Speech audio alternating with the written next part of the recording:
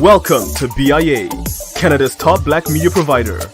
Whether you're looking for shows on fashion, art, music, or simple lifestyle, we bring you the best content the black community in Canada has to offer and so much more. And better yet, do you have an idea for a project you'd like us to help you with? We provide equipment, studio, and office space, as well as a team of dedicated individuals to help you bring those ideas to life. So don't wait. Check out our new website at biamedia.ca for more information on how to contact us and start creating today. BIA Media, your way.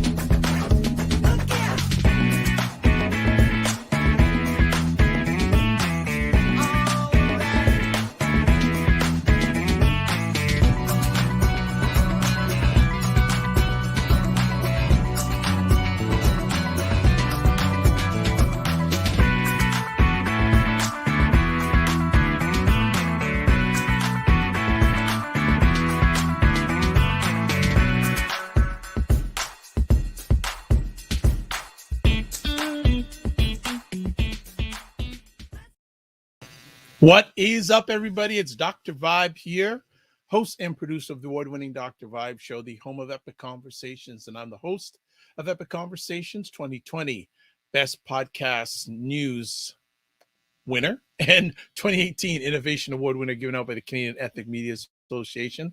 Also, I host the only online conversation in the world for dads and fathers that is sponsored by Dove Men Care. It's also co-sponsored by Dad Central, Canada's national fatherhood organization.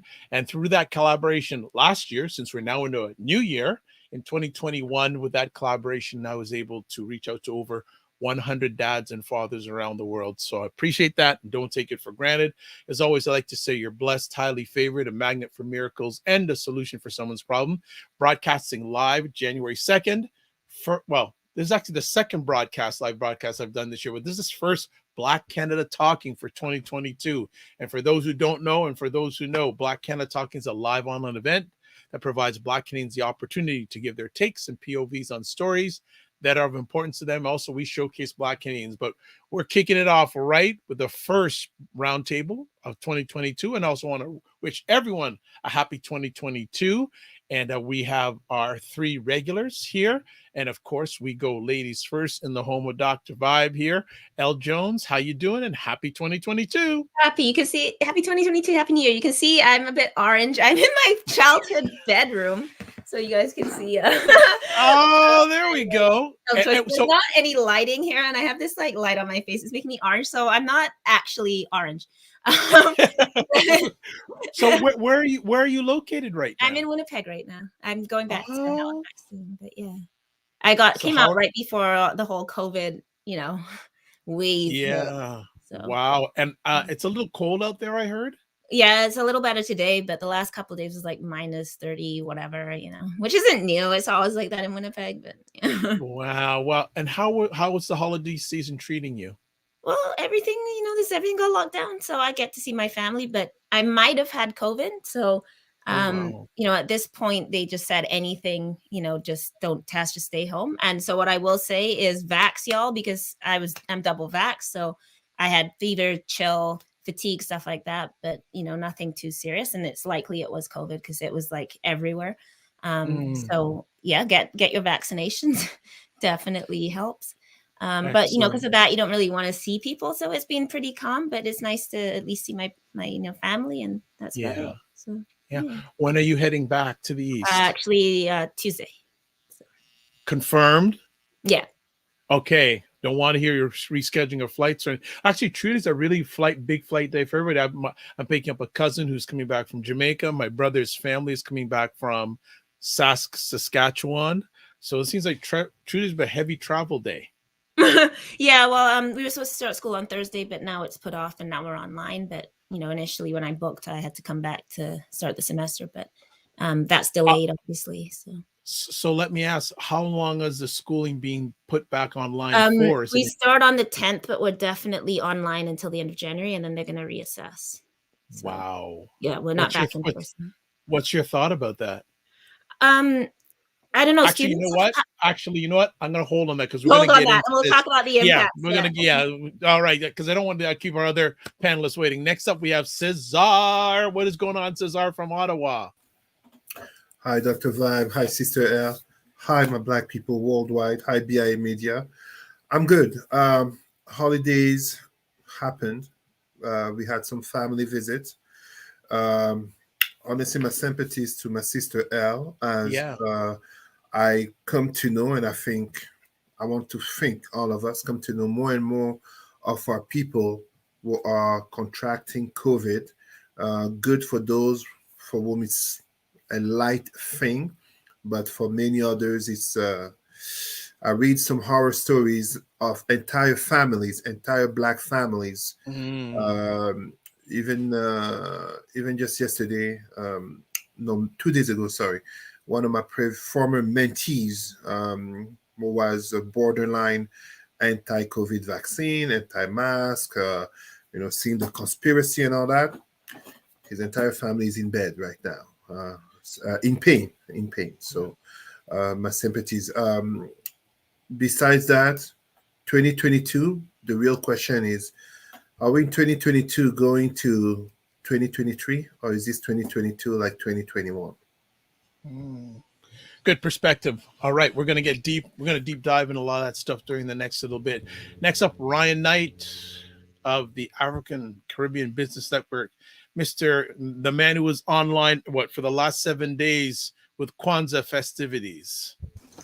Oh, yes. Following along and learning about Kwanzaa. Got to celebrate through CAFCAN. So if anybody knows the organization here in Toronto, CAFCAN, they were connected with the JCA. They did the 7 days in partnership with different organizations. So like Adinkra Farms, African food markets, oh my gosh, a different book list, knowledge bookstore. So it was really good. And yeah, having my children here beside me, singing songs, making up songs, dancing. Yes, getting out of our comfort zone, moving into 2022 strong. Excellent. Well, you know what? Let's get at it. And we've already talked a little bit about COVID, but let's take a little bit of a deeper dive. I will just make a quick start that this round of the COVID, I know people, like there's people I know personally who have had it. And there's, very close associate of mine. His family went away to Mexico about 2.5 weeks ago. The mother-in-law was with them. Mother-in-law gets tested at the airport. 2 days later, she finds out she has COVID. He got COVID. His son got COVID, and his wife had coughing, and so she may have had symptoms also. Then one of the saddest stories I've heard, and I don't know this lady directly, and I don't remember her name, but it was on Facebook. There's a lady who did her and her husband did T-shirts, and their whole family got COVID. And apparently she went to bed one night and didn't wake back up. Don't remember the lady's name. I'll see if I can find it during the conversation. And then relatives of mine, dad got COVID, son has COVID, daughter has COVID. So this is a different level for me right now, because now I actually personally know people who are hit by COVID this round. So I just wanted to start off there. Who wants to continue on? Yeah, and I think one thing that's important to know in this round is it can be anything, because it's fused with the cold, right? So Omicron has fused with cold and flu. So some of the symptoms are different, right? So at first I wasn't sure if it could be, because I didn't have any respiratory symptoms at all, but that's actually really common. So I had the fatigue, muscle aches, cold sweats, fever, chill stuff. But I never coughed or anything. And like right now, because they don't even have tests, they'd like just assume anything you feel is COVID. And that's been kind of different. Like I was talking to a friend of mine and we both did sports. And we were like, we were all taught to like push through. Like it didn't matter. You had a headache, you had cramps, you were puking, you just went. And so it's been really difficult to sort of be like, okay, just because you can't go out, like you have to sit down, you can't be around people, like just changing that mindset, I think has been really difficult for a lot of people. That we get it, like if you're coughing up and you can't move, you should stay in bed. But this time around is actually important that it's like if you have a mild headache, if you have a sore throat, it's not because of you. Like if you're vaccinated, you might be okay. But there's some senior out there, some person with low immunity that could get this really hard. So you have to actually work harder to protect each other because it may not feel like a big deal. And that was kind of my experience. Like it didn't feel that bad. But I actually, I like go to this gym with like old Jewish people, and I'm like, but they're all gonna like get sick. Like they're all like seniors, it's like the senior fitness center, and I'm like, yeah, I gotta stay away, right? So it's also about protecting other people, right? And like, even if it's a small symptom, you think I can go to work. Oh, sure, I can see my family. Like, just be really careful because it's everything. It's like literally any symptom it can be. And then the other thing I'll say quickly before we move on is it's really hitting our jails really, really hard, our jails and prisons. I got a call from an African Nova Scotian man in prison today. And he said there's 6 people on the range had it and they didn't move anybody out. So now 16 have it. People have it on both sides of him. The ventilation is shared between cells. So everyone's trying to like block up their ventilations. They're not getting fresh masks. So they have the same masks. The guards are wiping things down once in a while. They don't have their own wipes. So the phones are shared. And like no one's even, the jail basically said, we don't have the structure to deal with this. Like we can't wash your stuff. We can't isolate you. So you're all going to get it. And a lot of those guys aren't vaccinated because a lot of people didn't trust the system. Like there's a lot of reasons, as we know with our people. And obviously people that have been through the system have even less trust. So a lot of them were like, no, I'm not getting vaccinated. So they're in real danger. So it's really tearing through those institutions. There's like huge amounts of cases in prisons and jails. So, and we know obviously that a lot of our people have been placed there. So again, even if it's mild for us personally, it's really important that people don't go, oh, well, I got it. It was no big deal. It was just like a sore throat. It was like a cold. Who cares? I'm just going to, like you actually have to think that, yeah, but that person in jail can get it and they have low immunity. That older person can get it. So really, yeah, like be safe and go get your boosters. That's my PSA today. And that was one big thing that my brother sent out a message to the whole family saying his best friend, I don't know if, like who transmitted to their father, but then their father passed away. So he's saying like, listen, I know we all love our parents, but we have to be careful. Be careful as you're going to visit mom and dad, and really be double careful because he's seen it with his own eyes, his own best friend, father passing away. And my wife has told me stories of people really regretting going to see their parents, giving them COVID and then their parents passing. And it's like, how can you turn back the time, right? So it's so important what you're saying. If I can just add, what you're both saying is so accurate because, as Brother Dr. Vibe just talked about how, when people who are having it and you've seen the consequences, let us remember right here on this show, we had our brother Warren Clark talking about his own daughter. This is not, it's never, it's never that far. I think I shared how Annette, I was not close to, in Cameroon, died of COVID. Cameroon, aka Africa, is not exactly the place where people are just going to claim COVID on a person. So, I find sad, but I'm not really surprised at how many in our community play COVID like it's a joke, like it's just a flu, due to the distrust that so many have, rightfully, by the way, towards the government and towards medicine due to the history of systemic racism. However, as a reminder, we are the Black community, but also indigenous people, and as Sister L mentioned, those notably in jails. We are the Black community that is disproportionately affected by COVID.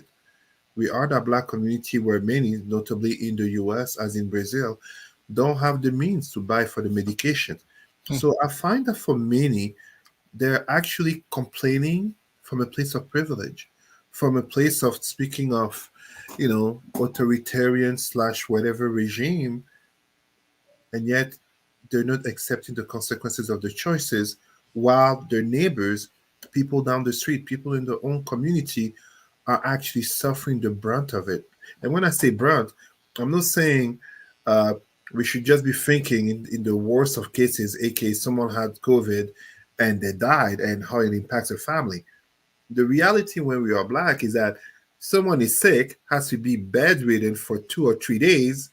That can definitely impact whether or not they still have a job at the end of that week, especially in a time of the year where expenses are higher, Mhm. expectations are higher in terms of gifts and feeding others.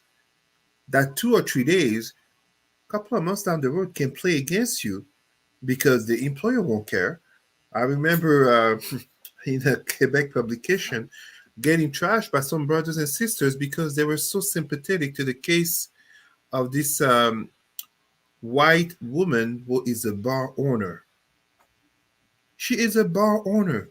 Hmm. She is a white woman. She's privileged. She is a Quebecer.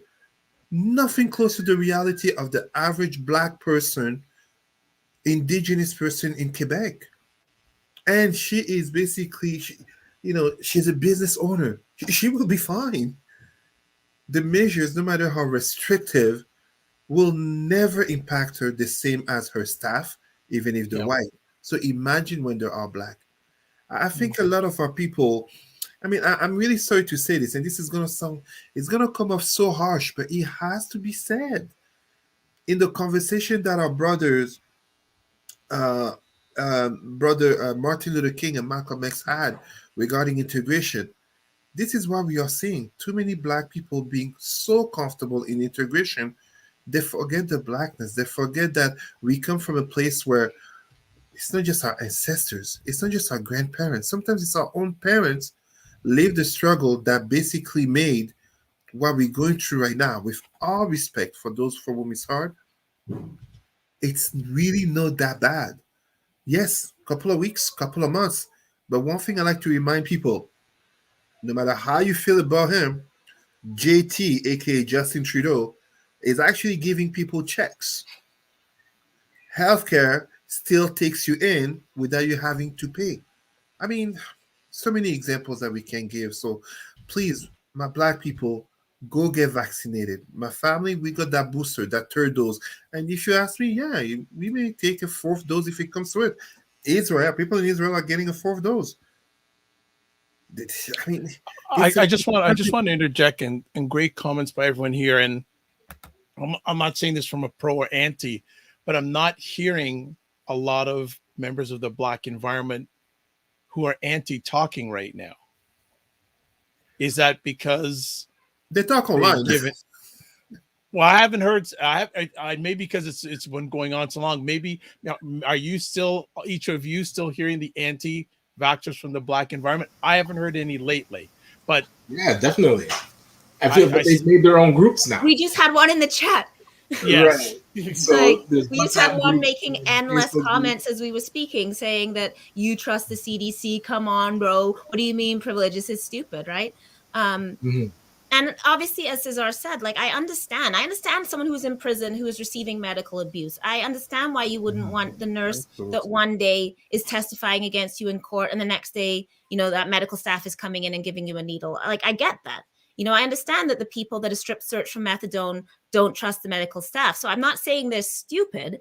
I'm saying there are reasons why a lot of people, for example, in the jail were like, no, you're not coming near me with that needle. I don't trust you. But now we're in this wave where it's absolutely tearing through places, and all those guys are at like incredible risk, and they're not letting them out. They just started doing release plans like this week, only because they realized that they can't handle it. But yeah, I mean, it's really worrying that a lot of our people, and we're not white people in that we're not going to go and storm a restaurant in a mall because we know we're going to get arrested, right? So we're not going to do what Chris Guy did in Edmonton, where they like dressed up like Santa and went and like stormed a Build-A-Bear. Like, Black people would be in prison if we did that, So no, we're not doing that. But a lot of people are just, minding their business and not doing it. And it is your business. Like, you can't force people to do something. But what we're saying is that, it is very concerning, right? It is it's not a joke. And older people are still really vulnerable. People with low immunity are very vulnerable. And guess what? Racism causes these things. Racism causes diabetes, high blood pressure, like heart disease. All of those things are scientifically proven to have a health effect on Black people. Racism kills us. It cuts years from our life. And if we have elders and people who have lived through racism, going to their job every day, experiencing that, breathing in chemicals from your cleaning job, on the construction site, having your body destroyed, like all of this stuff has played on our bodies, and we are extremely vulnerable to this as a result because of racism, right? And then because of racism, we don't want to protect ourselves. And it is very concerning. And a big piece, if we haven't realized that coming out of 2021, if we don't control our own infrastructure, we are slaves to the system. Like a person that's anti-vaccine right now says, listen, I'm not putting that in my body. What is the ecosystem that you're living in? Everything is being connected to this vaccine and COVID and making sure that we keep each other safe. So people, anti-vaxxers, when I talk to them, they're like, keeping us safe, but they're like, oh, but the vaccine is the one that will kill. It's like, sure, if you make that decision, now what ecosystem are you living in? If you're going to stay on your own and become a high, I remember I had a baseball teammate, and I got hooked on conspiracies because of this man. He would show me all these videos, Illuminati, all over the place. But he said if they ever mandated vaccines, he's going to take his kids and go to the mountains. And so said, so done. Now it's being mandated. I need to get a contact with him to see, like, yo, Chris, are you in the mountains somewhere? I don't even know if I'll be able to get a hold of him. But this is actually, I do know indirectly one or two families that have gone, like to Costa Rica. Yeah. They've left. And I mean, they've left the North American continent, and they're gone. They're gone. So now that's the decision you have to make. If you make a decision to go against society, but still want to live in society, you're going to have this big friction there. And so as Black people, I always look at what infrastructure should we be building that we can now be the direct response for ourselves. If we had our own justice system, now we probably have, I'll say a better I would say we'd have better solutions for what Elle is talking about that's happening in prisons right now. If we had our own health system, we probably would be more trusting of the solutions that are coming out of it down the line. So if we haven't come to the conclusion to build our own infrastructure, we have to submit to the system that we're in, unless you don't want to be part of it anymore. And if we don't have our own thing, where are you going to go? So that's I'm 2022. I'm all about infrastructure. How do we have our own first response, CAS, justice? How do we have our own health system? How do we have our own schools, bank? Well, I'm more focused on the banking system right now, because I feel like being in the economic sphere, that's where I could probably get more traction. But the people that are playing a big role in the other pillars, they need somebody to write a check. So yes, we want to have our own education infrastructure, but who's going to pay for it? We have to be able to build up this economic power to be able to say, no, we're not going to get vaccinated from you. We have our own doctors. We do our own research and development. We have our own infrastructure to analyze and then create our own vaccine, and we will trust that. But until it's there, hey, I'm double vaxxed. When the booster's ready, we're trying to decide for our kids. So yeah. And don't forget, it's South African doctors who identified Omicron, like not white doctors in a white country. Black doctors, Cuban doctors have been doing all kinds of development of vaccines. So this idea that it's like only white people that believe in COVID, or this is like, some white conspiracy, like we have doctors across the world and scientists. There are Black people working on this in Black countries, like.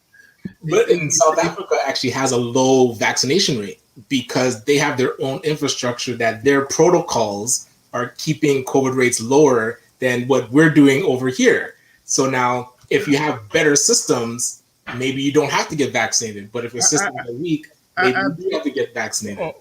I would be careful on that assumption, brother, because it is also the same. And I hate to say what will sound like that white supremacist trope, but it is the same South Africa that has a much higher infection rate of HIV among its population, especially Black population. The truth of the matter is simply this: from the very start, COVID, 2019, we've had black specialists involved. We've had black doctors. We have black doctors and specialists addressing the community, doing Zoom to speak about it. My sister-in-law is a doctor here in Ottawa. She has been involved. The thing is, what we really have is, and I'm skipping it to the black community, but one can easily see the link with the dominant white majority. It's a nature of distrust in science and distrust in the information. It is not so much a matter of the black physician. Like, perfect example, how many times did people bring to me the Tuskegee syphilis experiment, and yet these are the same people who were completely ignorant that it's the same Tuskegee Institute that basically participated and legitimized the vaccine against polio. They don't care about the part of the Tuskegee being involved in the polio vaccine. They just make sure to let you know about the syphilis experiment. These are the same, too many of the same black people who, to give an example, will purposefully share misleading and false information. They will basically, this is not a matter of, there comes a point, it's not a matter of opinion, it's not a matter of doubt. We have people who are outright in our community doing something very dangerous, which is purposefully and willfully lying to our people. Individually, it wouldn't be a problem if it wasn't that we do have black seniors, but also healthy black adults, and even black youth who are contracting COVID, paying the hard consequences, and many are dying. From Canada to Brazil, it cannot be accidental that blacks are disproportionately affected by COVID. From Canada to Brazil. So the vaccines are here. The vaccines were never claimed. No vaccine claims to be 100% safe, but every vaccine, whether it's 99% or 1%, is there to limit, diminish the consequences of having the virus. But that's where when they say we know it's not 100% safe, but it and doesn't yet have they, to be 100%. but they have no liability though. That's what throws people off. If No, I'm no. putting something into the world that's not safe, not 100% safe. It's a mind frame, brother. The same people who will say that they have no problem driving and putting on a seatbelt.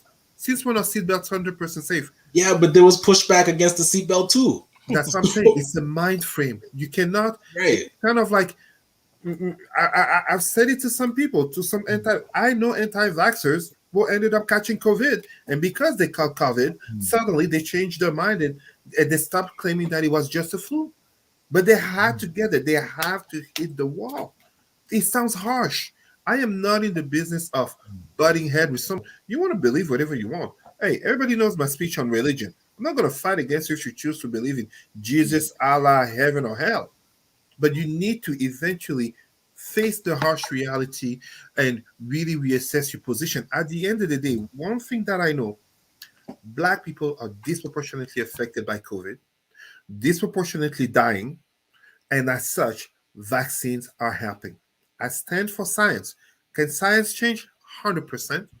Can we improve? A new variant calls for a new vaccine. Absolutely. This is not some conspiracy theory that someone said 5 years ago or 2 years ago. It's science. It's the way it works. That's it. That's all.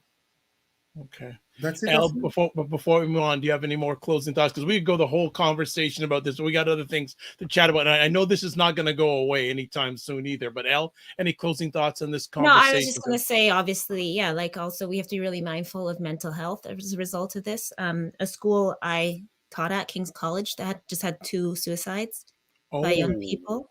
So I think we also have to make sure, like, check for each other.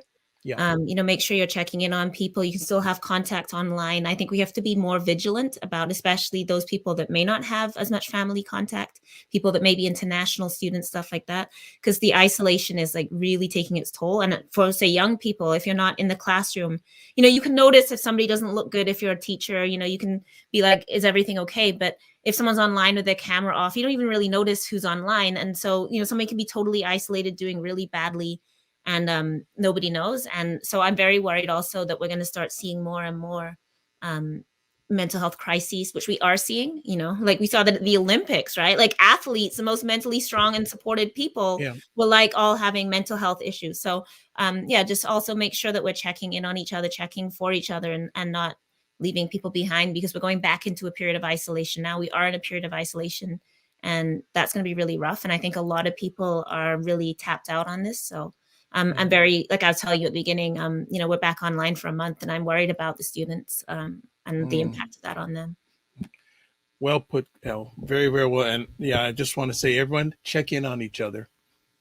Very, very important. Even if sending a text message or leaving a voicemail message, or just reach out if you have the capacity. And if you need help, please reach out. Reach out. This is very, very serious, very important. Got some comments here from Sandy. Nothing is 100% safe. Also, COVID is here, and we need to learn how to manage it. We are not designed to be isolated. We need to be alert for our neighbors. Well put. Well put. All right. Let's reflect back on the previous year. We're in the second day of a new year, but still somewhat fresh. Any one of you want to talk about any stories or events of impact over the past year? Any stories or people that you felt that said either yourself or to the Black environment in Canada that you felt were impactful? Who would like to give a start? I have a quick one. I loved seeing the Black-owned Toronto store opening at Scarborough Town Center, because to me, those that know the story of Black Wall Street, it just rebirthed that conversation and said, listen, we can come together. I think there's about 150 vendors that's in the store to create its own marketplace. Again, like on a small version. And now to just seeing that concept keep growing. Now Brampton has a similar concept, the Canadian Black-owned marketplace. Black-owned is in Eaton Center, and I think there's a Pickering one.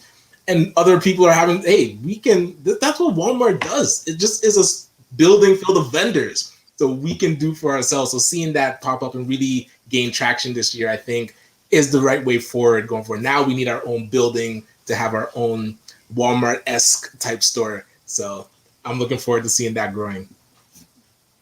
Good start. Anyone else? Go ahead, Elle. You're on mute. Oh, sorry, I muted and unmuted myself. I was going to say, Cesar, do Desmond Tutu. I'm sure you. And did you see the Parliament just going up in flames? But you're reading my alleged mind. Yeah. I had the same thought. To talk about Desmond Tutu, but whoever wants to chat with him first. Yeah, Cesar, if you can kick us off on that. What I would say, and I shared about his death, it is really the passing of a generation in terms of not only Madiba, Nelson Mandela's ally, but, the way I put it on my Facebook is that even though he was an archbishop and he served the Christian faith, he was first and foremost Black, African, and he stood up for our people. I think it's an enormous loss, not just for Africa and the Black race. It's an enormous loss for humanity. An enormous loss for humanity, because beyond standing against apartheid, he also stood up for other causes in the name of justice and human rights, whether it be Palestine, and even, look at how progressive he was, even for LGBTQ people. I mean, if a man like Desmond Tutu cannot become the first Black Pope, don't ask me who can become that. And I'm saying that not because I value for Black people to be validated by non-white institutions, absolutely not, but it's to show you that in a certain way, it's a typical story of a Black person who rose and shone above and beyond, and yet still may not have been recognized as rightfully as it should have been. It's a big loss, but at the same time, we have to be happy that he lived his life. We have to be happy of what he accomplished, and we have to carry on the torch of what he accomplished. And I say this because even though apartheid has ended on paper, South Africa has gross systemic discriminations. And the craziest thing, South Africa actually has a concept of racism, anti-white racism, and this country of Canada actually gave refugee status to a white man from South Africa claiming he was victim of systemic racism in South Africa when white South Africans still control the economy and society. A certain Elon Musk, aka richest man in the world right now with $300 billion, is from South Africa, aka father notably owned a mine, aka black workers. So you see so many examples of what Desmond Tutu stood up for. Let's not forget LGBTQ people are still being very much killed in South Africa. So many issues for which, uh, if we really honor him, if we really want to stand up for what he stood up for, we must continue the fight, the struggle for him. Whether we're black or not, whether we're Pan Africanist or not, whether or not we are Christian or not. L. Thank you, El. Yeah, and just to add to that, is also, the passing of an era in perhaps another way in which something the ANC is struggling, which I also think is very instructive for those of us who want a different kind of world, is that we have to be careful not to just inherit the white world and then replace ourselves into it. So, Ramaphosa, who was an amazing union organizer, he organized the mines hugely, the mining workers, and then, of course, was involved in the gunning down of miners in Maracana, while the ANC was government. So, this is something that Dennis Brutus talked about a lot, right? That he said, that a lot of the vision that the ANC had for nationalizing mines, for making sure everybody had land, for this collective vision, because of the pressures of the West, right, that would not allow an end to apartheid unless South Africa buckled to the white-run banks that run the globe, unless we accepted this kind of global rule of white supremacy, that we could have, and as they talked about, we could have a black government, but we weren't allowed to have a black country. So we never got the land back, we never got the mines back, we never got industry back, we never got the financial industry back. That stuff, as Cesar said, is all run by white people who in fact now own a bigger percentage of the economy and land now than they owned under apartheid. They've continued to accrue wealth in a black country. All you have is now some black billionaires and millionaires as well, who have learned to make that money at the expense of the poor black masses. So, as we think about these things like what does a black economy look like, we have to be very careful that it actually is a black economy and not just a white supremacist economy with some black figureheads that are allowed to exist. So, seeing Ramaphosa is like very disappointing, right? Somebody who was such a great, great, great leader, such a revolutionary, and then what he's done now in terms of his attacks on workers. So it's an end of an era in another way as well. A lot of the very principled activists have now passed. And what the ANC looks like now is not the same ANC that was the ANC of the 80s. So I think that's an instructive lesson to the rest of us as well, that what does power look like? And we want a different kind of power. We don't just want the same system with us in place. We want a different system. Power corrupts. Yeah. Yeah, I'll just jump in here and I'll bring it back to Canada on the Black Canadian. I think one of the stories that and it's still carrying on, is all these Black organizations that sprung up claiming to help Black Canadians. Like, organizations kept springing up out of the woodwork that's saying they're going to help Black Canadians. Now, the second part is what's going to happen in 2022, but organizations I never heard of before, this, that, the other thing. I just like, okay, like, who's this? Who's that? Like, every time I closed it, I heard about another Black organization was going to help Black Canadians. And I said, okay, which leads to the question, why can't they work together? But that's a 2022 conversation we'll have in a bit. But everyone just, and very much this year for me when it comes to Black Canadians, and Ryan knows I say this all the time on our Morning Vibe show, trauma, repetition, symbolism. This year, when I look at things that are going on in the Black environment, because Dr. Vibe doesn't think there's a Black community, that's just me, I look at trauma, symbolism, repetition, and more, I don't even get past the trauma part. So just piggybacking on what Elle said in regards to our first topic, in regards to people being alone and lonely, the amount of trauma that I witnessed this year in different forms increased this year in Black Canada from from where I'm sitting. So I just wanted to throw that in there. Well, and the trauma is what I'm seeing that's what's keeping us from fully collaborating and working towards that empowerment. And a book that I started reading, The Blueprint for Black Power by Dr. Wilson Amos, the question that keeps coming up is, whose problem are you actually solving? When L's talking about creating a new power structure that's just a black face on white power, that is not solving the Black community's problem. So when we're getting this money from the government or when we're starting organizations, look at, and I'll say Black North, it started with 4 founders that were leaders of organizations like Cisco and CIBC and coming together to solve their problem. They want to grab the cream of the crop within their organizations to work for CIBC and be on their boards and exec. That really doesn't trickle down to the core root of economic empowerment for the Black community. And I keep saying, like, Victor Dojic, you run CIBC, teach the Black community how to create our own CIBC.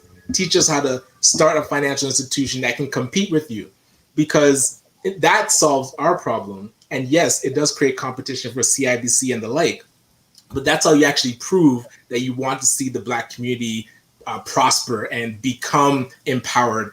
If you're just saying, oh, the best people working at CIBC, we're going to give them 3% of board seats.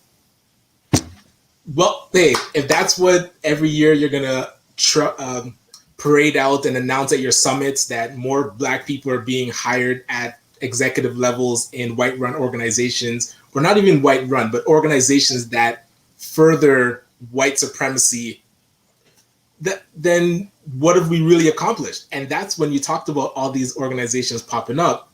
It's been about a year now. So those popped up in 2020. In 2021, it was the year anniversary of a lot of these organizations. And when we had Louis March on the Morning Vibe, he talked a lot about the lack of evaluation of organizations in our community. I think it was less than 1%. He used that statistic to say, like, what amount of budget goes towards evaluation. So if you look down the line, and I have a spreadsheet of all these organizations that popped up, I call and email, be like, hey, so what happened in the past year? What's next? What's going? Either you don't get a response, or you get blocked. They actually accuse you of harassing them and block you. Yeah, they get defensive. They're like, why are you asking me that? Well, see, that goes back to one of my core 3, symbolism. But that's what I'm saying. What they've popped up and said they're going to do, and this is happening with corporations too. 500 of them have signed on to the Black North CEO pledge, but Global Mail reports, hey, they're not progressing with the pledge that they made.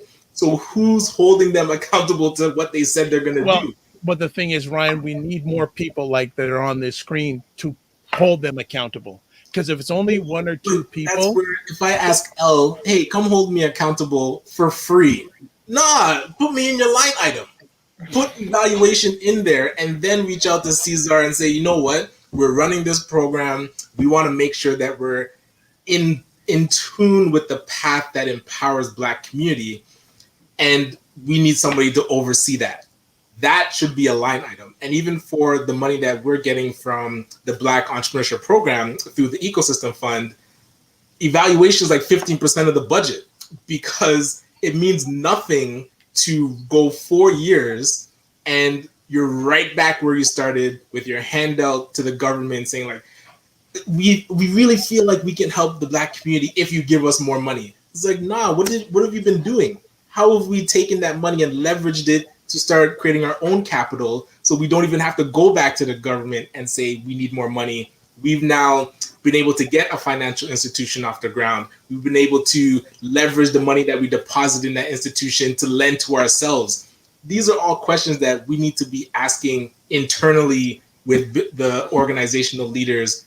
But and Ryan, L's ready. The Financial Post or the Globe and Mail or the National Post, I doubt it, because the other thing we have to understand is that the government is never going to fund our liberation. They're not in the business of destroying themselves, right? They're not like, oh, let me give you money to get Black people out of prison so we don't have a prison system. Like, they don't want to do that. They'll never do that. But we always have to recognize that they're funding us for their own interests. They're funding us to the extent that funding us prevents other things. So we need to, as you said, learn to leverage the funding we do get into things that they do not anticipate that works for us. because they're not giving us money to free us. They're giving us money to keep us on a leash. Cesar, you haven't I said want to anything. touch on that real quick because Go ahead. Face Coalition got 30 million direct to lend and access to 300 million to also lend. If you ask them, can you use some of that money to help get our own financial institution off the ground? The answer is no, because the government has not given them the ability to make their own decisions. So that to me is a really big problem, because now you can't even use the money to leverage it for what you actually need. You're stuck in the parameters of what the government is giving you. So again, whose problem are we really solving? Cesar, you're holding back. I see you smiling too. When I see that look on your face, I don't know if I should block my screen now or duck. Go ahead. That was a very good conversation. We have a problem. I mean, like I said from the start, 2022, like 2021, right?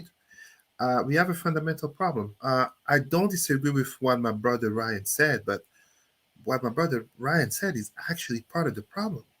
We cannot be a black community that wants to change its fate and sustain itself while keeping a hand here asking for aid from the government. First and foremost, yes, the government always acts according to its interests, as they should.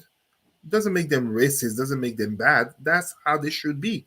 That's capitalism. It's not just capitalism, it's how a state should be run. It's our African nations, our Caribbean nations that get dominated and as such end up playing in the globalization world of white supremacy against our local populations. But in terms of our communities, I'm sorry. Allow me to give you, Brother Ryan, a very concrete example. I invite everyone. I'm not trying to do some self-promotion here. On my Facebook page, I shared it. Our CEO, Kessia Peters, shared it today. I tagged a few people. You will see that link in terms of what we have done for our people in Haiti following the earthquake in August 2021.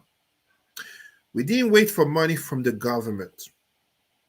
We worked within our own. We reached out from our own pockets.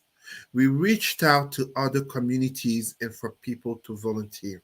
We sent 2 cargoes of food, wheelchairs, medical equipment, diapers, etc., etc. 2 cargoes in Haiti. I refuse to continue that narrative in terms of Black people only being able to uplift themselves with government money. Be careful. I am not saying to refuse funding. I am not saying as long as we live in integration. I am a director in the provincial government. What kind of hypocrite would I be to be speaking so anti-government? However, government has limits to what it can, to what it wants, to what it will do, versus the will and the drive of people who are first concerned. That's it. That's all. When you look at the thriving communities in Canada, aka in Anglo-Saxon countries, because whether we look at the UK, Canada, US, Australia, New Zealand, you tend to notice, I'm going to be blunt, I always say it, how are Jewish and Chinese communities succeeding? They come together. They have an identity consciousness. They have a spiritual consciousness. They have a sense of self and community. Do we want to address our Black community? Do we want to address what I call the 3 cancers of the Black psyche? Entertainment, consumerism. The Black community is not poor. I say it, I repeat it. The Black community is not poor. And this is proven by data. Blacks are the number 1 consumers in terms of identity in North America, which proves they are not poor. The Black community just has a mindset that rejects building on its own, notably due to distrust. This is why an Indian person from India can come open a store in the middle of the Black community selling fake hair and he will get rich. This is a concrete example in the same sense as in Africa, you have a person who lives Guangzhou or Wuhan or the Xinjiang province throw them in the middle of Africa in the market. He will sell African food at a cheaper price. The Africans will go buy from him instead of buying from the fellow Africans. And that Chinese person will get richer in Africa than they would in China. Wow. These are concrete facts. I presented on this China Africa in 2012 in university. And it hasn't changed. It hasn't changed. It hasn't changed. So it's not the government funding aid, new organization, summit, this, whatever you want to call it. It means nothing when the vast majority of our Black people are more interested in watching the next entertainment show. They're more interested in buying the next pair of Jordans or whatever is going to go be a waste for showing off. They're more interested in going to pray. And I say it, Jesus and Allah, and then to be wondering why they're not getting the respect from the co-religious brothers and sisters of a different race. Only the Black community is seen acting like that. Okay. Only the Black community in the world. Come on. So I want to ask all three of you a question. So on a scale of 1 to 10, or even 0 to 10, 0 being total disaster, 10 being great, how do you rate the year for Black Canadians? 2021 or the start 2021, of 2021 on a scale of 0 to 10. I have to be positive, but unfortunately, very unfortunately, it's not so much because of good things that happen in Canada. I have to be positive. I'm not a positive person by nature, but I'm not a pessimistic person. I'm a realist. Okay. So, without going too much in details, events that happen globally will end up being positive in Black consciousness and actions here in Canada. The Derek Chauvin trial of guilt will help. COVID will help. Even what has happened in Haiti, as unfortunately as it sounds, such as an earthquake or the killing of a president, it will help because if there's one thing, and I think we can all agree on this, I mean, the Black person who disagrees has a mental problem. I say it. When you see what's happening, whether it be in Haiti or whether it be in the US or whether it be, I mean, all three of us Black men here can be that George Floyd. Sister L could have been Sandra Bland. What happened in Haiti could happen in any African country because we all know what would happen if there's a disaster. Our Black consciousness will keep growing as in the 21st century of information and knowledge, we keep seeing the consequences of what happens if we keep failing our children. It's not just us. It's our children that we keep failing. Because as they keep growing and they keep being in multiculturalism and integration, those non-Black people are seeing the same thing and they'll be like, how come you keep failing? How come you keep promoting low standards? How come you keep celebrating being on the losing side of what is happening? The templates are here for success. The conversation is here. There should be thousands of Black people listening to this right now. I'm gonna cut you, Cesar. I wanted a number. You gave me you gave me on a scale 1 to 10, 0 to 10, the year in Black Canada, year for Black Canadians from I'm 0 gonna to leave 10. it at 5. Okay, Ryan. First, I want to grade myself. So with our organization, I feel like based on our potential versus what we accomplished, we're at a 4. What I would love to see for the Black community is that scorecard and use Black History Month as a time to come together and say, how did we do this year? And then we can measure it against certain variables. I don't know what to measure it against. My head is in like the economic realm. I don't know what's happening with health. I don't know what's happening with education. I don't know what's happening with the justice system. All right. So I don't want to grade it. On a 0 to 10, Black Canadian Black business. Since your head is in the business, I want. What would you say? I would give it a 6. Okay. Yeah, I think we're on the right track. All right, L. Jones.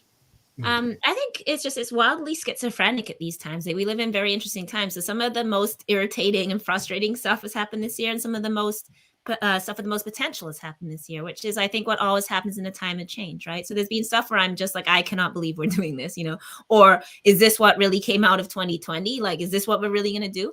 And then on the other hand, yeah, we have Black markets, we have young Black people in the streets, we have, it can be very easy to kind of get caught up in what frustrates you. And then I think about where we were like 5 years ago and 10 years ago. I was getting booed in community talking about police 5 years ago, and now everybody's on board with that, prisons and stuff. Like, even as pathetic as it is, at least our government's made some move to justice reform and decriminalization and stuff. And it's not good enough by any means, but they weren't doing anything, like from Harper on, we were on a downward trend, and at least we're going back up. So I think it can be very easy, especially, I'm like, revolutionary. So I'm just like, like, how is this?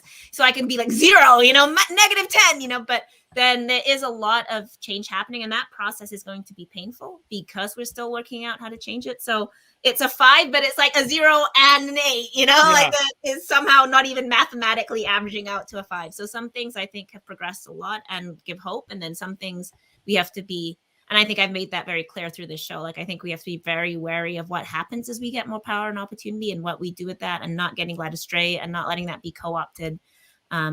Not allowing this struggle to become some kind of bourgeois, like neoliberal, middle class, talented 10th struggle, and remembering it's for all of us. But yeah, so there's much that encourages me and some that really frustrates me. So yeah. All right. White supremacists with melanin skin. We don't want that. We don't want that. Okay. Exactly. No blackface on white power. People are like Abby Thomas wants to weigh in. Well, she can't come into. I think she wants to come in. She can't. She can comment. You can comment, Sandy, but we can't let you into the conversation. But if you want to come on another conversation, my email address. We would certainly love to have you on a roundtable. Tia Shirley is saying, I heard, but the younger generation, the Black community, are changing this point of view. So many millennials and younger people are becoming entrepreneurs or side hustle with it while working and spending with Black owned. That's what I said. Global events. Thank you. Yes. Thank you. One piece that I want to piggyback off that comment, because during the Kwanzaa celebrations through CAFCAN, Jean Augustine was on each day. And then I believe it was the last day, Imani, where she just talked about her experience coming to Canada. And it was so interesting hearing what she was dealing with when she came to Canada, and then the progress that's been happening along the way. Because myself, starting an organization, I'll look at Jean Augustine and be like, oh, what have you done? Things are still like mash up in the Black community. But I'm not dealing with what she was dealing with at the time when she was trying to do better for the community. So these young millennials that, yes, now we have the ability and the access and legislation that's in place that keeps things from really holding us back to get make more progress and get things done faster. So a lot of times we feel like, oh, we're starting from scratch and look what I can do. Like, nah, there's been so much that is built up, so much foundational stuff. And sure, it might not have been the perfect foundation that we're building from, but we have to continue to build. Don't start from scratch. That's what I see. Like Dr. Vibe, you're saying all these organizations popped up and said, oh, there's a big problem and now people are paying attention. We can fix it. It's like, yeah, but don't start from 0. Start from whatever it is that somebody else has built. Build from that. And I feel like we'll get further a lot faster. But I talk to these other organizations and everybody feels like they have the solution. They feel like they're the only organization that can get it done. And then I say, but hey, if I help you with your ideas, you'll get it done faster. And they're like, oh, yeah, that makes sense. And then it's like, yes, we have 2. And now we just get a 3rd person. And just keep adding more people that believe in the mission. For me, 2022 is the time to separate those that feel working with the Black community is difficult and they've given up, with those that know it's difficult to work with the Black community and are still forging ahead. I can rock with these people. Let's, as hard as it is, lean into complexity and continue to build. If I talk to you and you're just complaining and you've given up, hey, all the best. And whatever we build, hopefully it supports you in some way, but I can't focus there. And that's also trauma, right? And I think that's something very difficult. We struggle So so true. hard to get where we are. Like we have to fight to get our qualifications, fight to get our place. And then it's really hard to think, I just did all this work and I just like give it away to somebody, right? But it's not giving it away, right? We have to, and that's again a very capitalist, very white supremacist idea of thinking. And because, you know, we struggle so hard in this systems to get our credentials or our place, you know, so we're like, but I'm like, I just got a job, you know, now you're asking me to mentor someone else to what, take my job. And I think that's one of the difficult dynamics in our community, that we have so much trauma from like just trying to eat, that then when we get something, we're trying to hang on to it. And it's very difficult to open your hand up and say, yeah, you come in too. Let me train you. Let me mentor you. So I think we need to sort of get past that scarcity mentality that's being put into us and understand that, you know, when you're like, it's not that somebody else is getting granted and it's taking away from you. It's like, it's Yes. actually enhancing us when other people come in, or, you know, and so I think it's sometimes hard, especially for some of our elders, when they're not the only and they've always been the only. And then they're like, oh, but I was the only person doing this. And they feel like it's being taken from them when there's 10, but that's actually a good thing. And it's hard to do as a Black person. But I think we need to not be scared of being made redundant. We need to not be scared of being replaced, which is something that happens to Black people. We're interchangeable, right? So we know that nobody's like hanging on for Elle. If Elle ain't there, they'll find another Black person. They don't care. I can go die in a ditch. I'll just find somebody else. And like we like internalize that. And so we need to support each other in that, so that we know that our people will have us and we don't have to keep fighting for relevance. You know, like, oh, if I'm not in the news this year, who am I? Or, you know, like I'm not being selected for this, right? Our people need to select us. And then we really need to, I think, get past that trauma and that fear of being like obscure or dying without being known, and like realize that it enhances us when we give to more. And that can be really difficult, but that's something that's a huge trauma in our community, I think. Well, we're segueing, both Ryan and Elle segue to the last part of our conversation. Like, what should Black Canada focus on as goals, visions for 2022? So I know Ryan and Elle, you started. What would you like to add, Cesar? I was just going to say to what Elle was saying, that it is very much that trauma and that fear, a dual sword, a double-edged sword of what integration brings it. You know, a celebration of being in the room / being at the table, and institutions due to equity, diversity, and inclusivity making more space for Black people, notably to, you know, better salaries, better titles, etc., etc. But at the same time, for so many in the Black community, either becoming too comfortable in integration and as such turning their backs on the Black community, but at the same time, so many losing hope, while a younger Black generation is rising.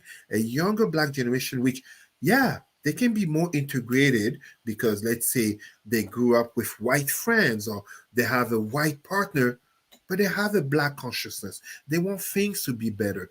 And we have more and more allies who are coming on board, learning. It's not just a matter of, you know, reading a white privilege or basically saying the right words. It's about, you know what? I have a Black friend. Maybe I have a Black child. We need to also talk to that very specific segment of the Canadian, American, French, British population that tends to go under the radar. White women who are mothers of biracial / mixed children who are Black. We need to talk to them because that number is growing. Those children are growing in numbers. We need to make sure that not only they come into the Black community, not just because of skin color, but because of identity, consciousness. And as such, the movement keeps growing, but keeps growing in a good way. That's very important. And one last piece, I see a lot of times we don't feel like we can do things parallel. It's either integration or segregation. And every time I talk to a person that feels like, oh, we have to build our own stuff, they dismiss what integration has done, and we're in this system and how to work with government. And then I talk to a person that's deep in government and they're like, oh, we don't need to build our own stuff. We just have to be better at this table. We don't have to go and build our own table. I was like, no. We can do things parallel. We are beautiful, powerful, talented people that can not disregard the one side to do one thing. And like you said, then get comfortable in government and be like, oh, now that I have a seat at the table, everything is better for the community. It's like, no, we still need to empower ourselves. Yeah, we have to create our own table. Right. When everything gets stripped down, you realize what you truly have. And Because- COVID truly stripped the Black community down. Because and you look around and you're like, what do we have? you look at many other cultures out there that get money from the government, they create their own. That's what I'm saying. They have that, like Caesar was saying, the mentality of groupthink. So when they get, hey, Jewish, Chinese, South Asian, they get a lot of government grants too. So it's not they do. Of course they do. But then what they use it for is different than what we're seeing the Black community use it for, because that collaboration. We got some interesting comments that are popping up here. So I'm going to hopefully get this. If I get it wrong, it's my head, not my heart. Tatananisha. I hope I got it right. Yes, moving away from scarcity is moving away from white supremacy. Sandy says, Pastor Sandy, by the way, in 2020, we have and are continuing to create innovatives in our Black community that gives us more opportunities. She also says, goal number 1, mental wellness for our community. And then Sarah says, how can we talk about Black Canada when the Prime Minister hasn't apologized for slavery in Canada and haven't recognized the International Decade for people of African descent? Cesar, go ahead. Just one little correction, and I am, I'm never there to speak either in defense of non-blacks or whatever, but the truth and the facts must remain. Prime Minister Justin Trudeau did recognize the decade for people of African descent. I was at the Parliament when he did it. That was in 2018. So he did do that. And part of, I don't remember all the words of his speech. It can easily be found online. But if I shouldn't say apologize, unless I'm wrong, there was a recognition of slavery and such. You know what? And you just got a compliment. I believe Pastor Santos, I like what this young man has been saying. What is his name or contact information? Well, he is a young man in my books. Pastor Sandy, I'll make sure I'll get you Cesar's contact information. One of the things I also want to leave with too, especially in 2022, is this is just Dr. Vide speaking. The greatest area of wealth that every Black person has is in your family. That is the greatest form of wealth. We have to, and again, trauma plays, because I'm sure everyone on this screen and everyone's watching this live, or you've always heard from other family members say, I can't go near that person. They're too jacked up. I can't deal with them. They're too jacked up. I can't deal with them. But yes, family, because you look at many people who don't look like us, how prevalent is generational wealth in their communities? Yeah, there's a great YouTube video talking about all the brands that we know that are last names, and the strength and the generational wealth of these last names. That all stemmed from, hey, father, mother, hustling for that last name. It's like, we are going to build this thing that is going to feed generations of our family. Yeah, it's all this generational thing, right? A lot of it is generational.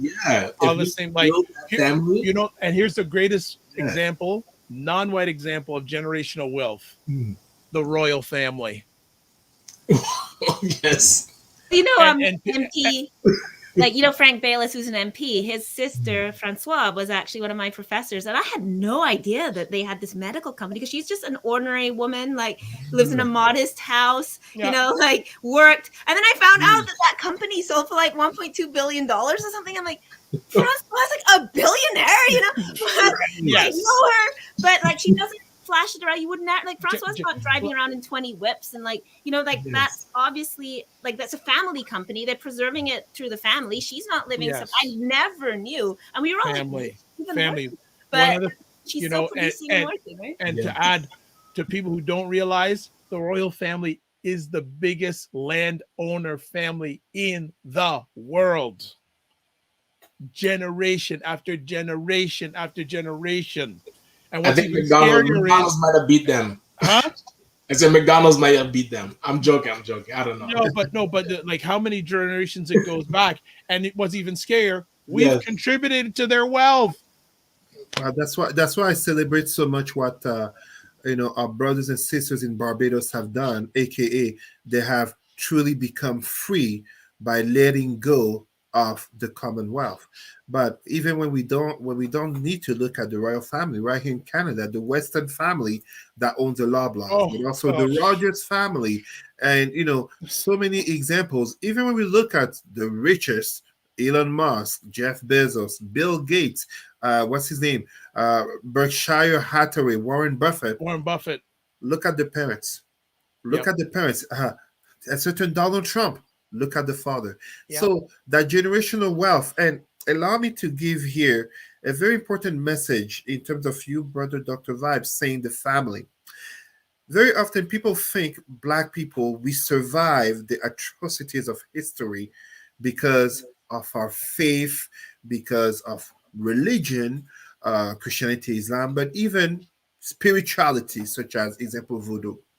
The truth of the matter is that our survival came from what Dr. Vibe talked about, the sense of family. Mm-hmm. That sense of family from blood, brother or sister, or even in that escape, looking and catching that other child. Yeah. Looking at after that brother or sister who from the slave field to even, under segregation, apartheid. But even right here, my mother was one of the first Black people in Ottawa, 1978. There are stores I go to in Ottawa. They've seen me as a kid and they knew my mother before I came to even Canada. We have to create that sense of community.